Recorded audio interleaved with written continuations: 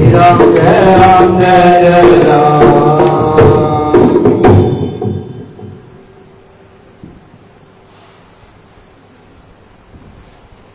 काहू बांति छोड़ो नृप आलो, जो शरीर आवो आवे तो ही आही, तजो कही बात मोज नाई है। बोली उठी दिया अर्दंगी मोही जाई, देवी पुत्र कहे मोह को ले लो सुधी आई है। राजन, हम जो भी वस्तु मांगे पहले तुम उसे देने की प्रतिज्ञा करो। राजा ने कहा प्रभु वो मैंने प्रतिज्ञा कर ली है। भावार्थ शब्दार्थ विस्तार से जिस प्रकार से आपको सुख होगा हम वही करेंगे और वही हमें प्रिय होगा। विद ब्राह्मण ने कहा मैं वन में के मार्ग से आ रहा था, वहां एक शेर मिला, वह इस बालक को खा जाना चाहता था। मैंने उससे कहा तुम मुझे खा लो और इसे छोड़ दो।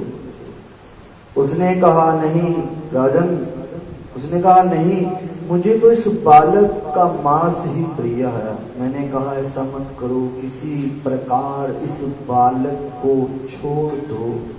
उसने कहा यदि राजा मोर ध्वज का आधा शरीर आवे तभी मैं उसे खाकर इसे छोड़ सकता हूँ। ऐसा उस शेर ने कहा है। इतने में रानी बोल उठी, मैं राजा की अर्धांगिनी हूँ, मुझे शेर को अर्पण कर दो।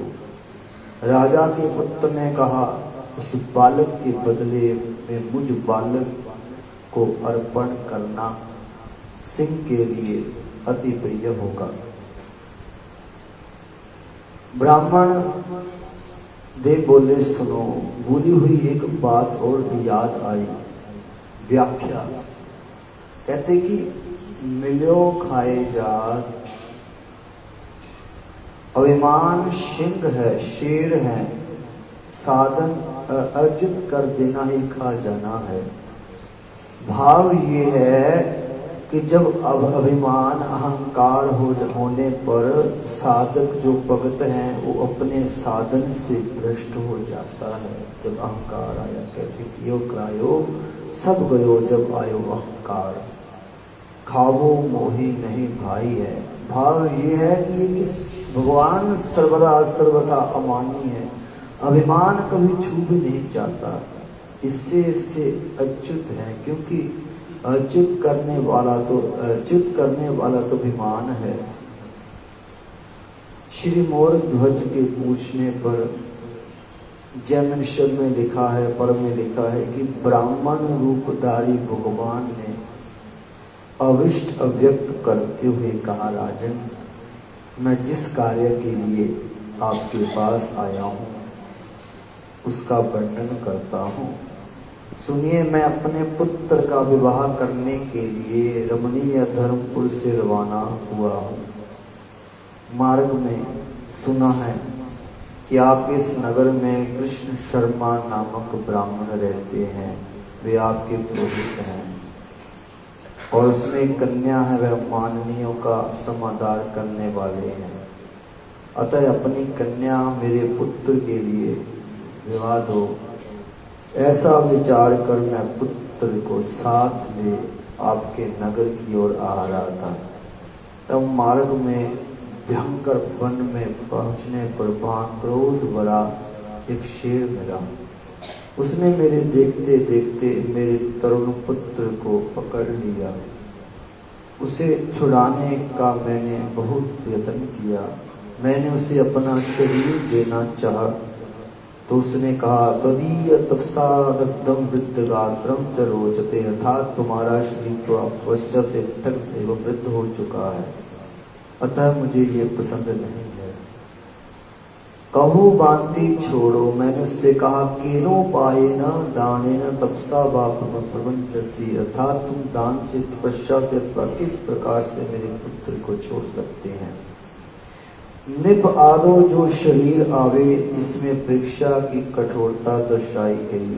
पूरा शरीर देना सरल है जैसे शिविर राजा ने कबूतर के प्राण बचाने के लिए अपना पूरा शरीर दे दिया था, परंतु आधा देने वाली बात तो बड़ी कठिन है। अर्धंगी मोहि जाई देवो यद्यो यच्च पित्रागतिभ्यः कुर्यात् भर्ता व्यर्चनं साधि क्रियातः तस्यापत्यर्थं केवलानन्यचिता नारी भुक्तेन प्रत्युषेव। देव पितर अरु अतिथि का पूजन अरु सत्कार ताकि आदि पुण्य से प्रतिबद्धाधिकार। महारानी ने कहा, राजन विप्राय देहार्दम त्वया देयम मया श्रुतम त्वार्धगात्रम भार्या माम तत्तत्वा सत्य अवाक भव। राजन, मैंने सुना है कि अपने शरीर का अर्ध भाग ब्राह्मण को देना चाहते हैं, सो आपका अर्धांगिनी तो मैं ही हूँ, क्योंकि मैं आपकी पत्नी हूँ। मुझे ब्राह्मण को देकर अपने वचन को सत्य करिए। पुन्नाम नो नरकाद यस्मात् पितरम तायते सुतः तस्मात् पुत्र इति प्रोक्तः स्वयमेव स्वयंभुवा।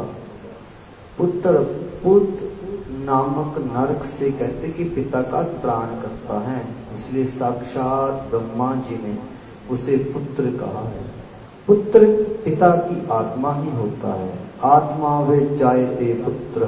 पुत्र ने कहा, यो वे पिता स पुत्रो ही श्रुति रेशा सनातनी ब्राह्मणते ही मत पित्रा शरीरार्थम समर्पितम।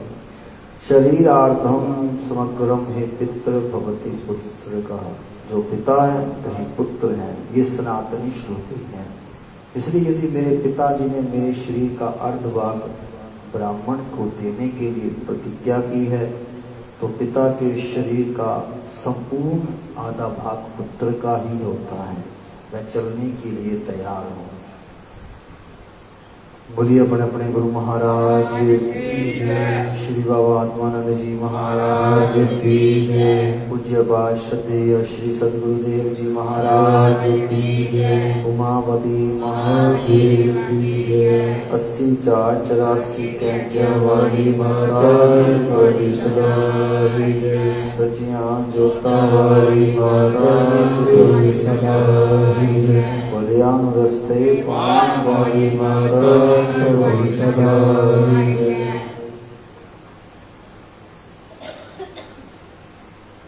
बोलिए सच्चे